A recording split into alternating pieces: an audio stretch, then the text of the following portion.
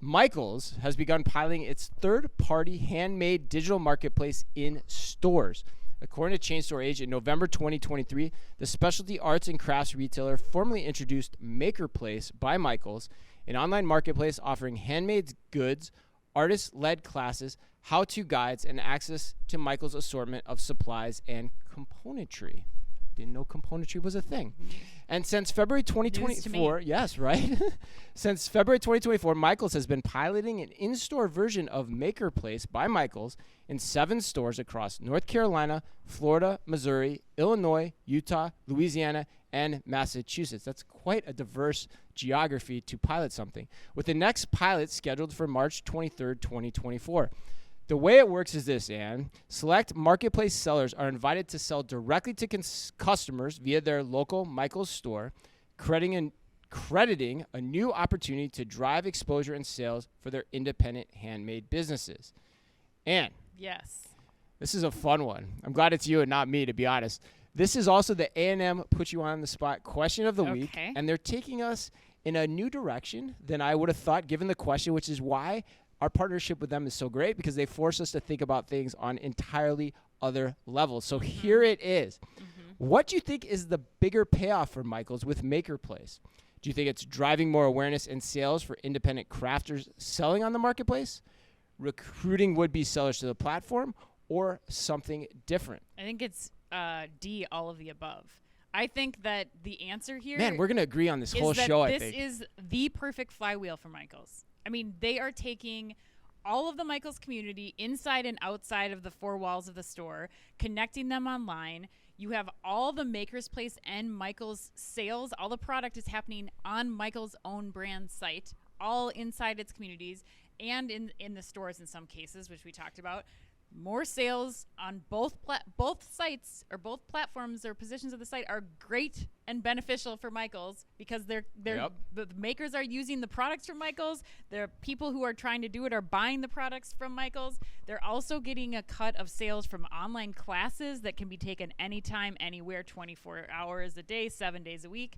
And at the end of the day, I think you also get so much richer customer data too, and trend data about what's popular on those sites, that helps Michaels know what SKUs to carry, what they should be looking for and stocking their stores with, online and offline, to serve those customers. So I absolutely love this. I think it's brilliant. Wow, I can't believe how in sync we are on today's podcast. For me, you said flywheel.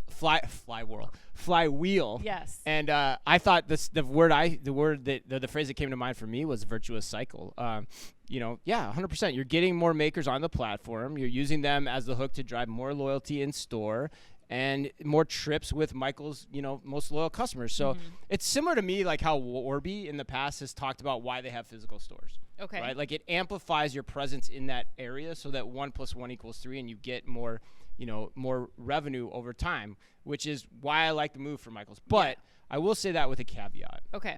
And then I want to make a plug for Ashley Buchanan, too, the CEO of Michael's. But I say that with a caveat, and that I like the move as long as it stays controlled and doesn't get too big. The move of bringing the makers into store. Yeah, I'll agree. That seems super dicey to me. Yeah. Like even the 7 states where they're testing this seems a little tough to me, because it's hard to make these types of models work at scale, which you and I have experience in trying to understand this, even in our jobs together at Target. They require additional marketing expense. They require people to coordinate and plan them. It's basically like a merchandising effort. Yes. It takes a new team of people to do this right. So net, they aren't easy to do, which is why you always hear about in-store activations like this the first time, but you never hear about them in years 2 and 3 if you track this like we do. So go ahead. I guess the thing that I don't know enough about, Chris, because that was my thing too, like this seems like a disaster from a merchandising perspective. Like you have people setting up craft tables in your busy store on a Saturday when you need to get throughput from your own products. Right. And is everybody's stuff looking different? Is it gonna, is one thing gonna have stuff toppling over into how do you control that?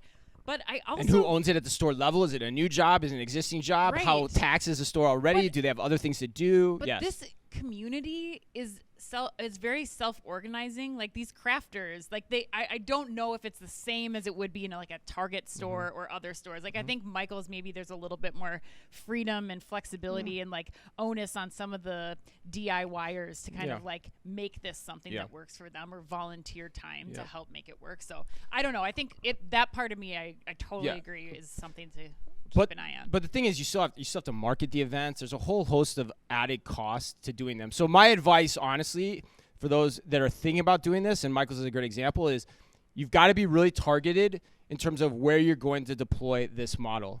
And the second thing, and this is the most important thing, is you have to set up a true measurement system in the market, both for your online and in-store impact to your sales.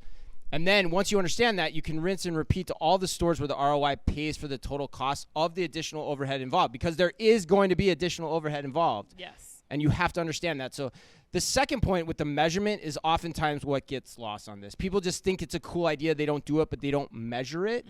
And that's what you need to do if you're going to do this effectively and you're going to do it for scale. And you, in today's day and age, you can do that. I think before, with the limits of technology, you couldn't.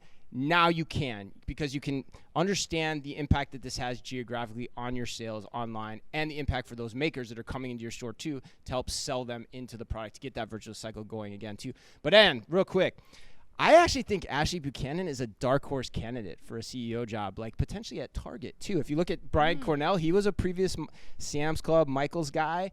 Ashley Buchanan following the same path. So who knows? Yeah, he's been doing some great things down there, very omni-channel focused. Well, we'll keep an eye out.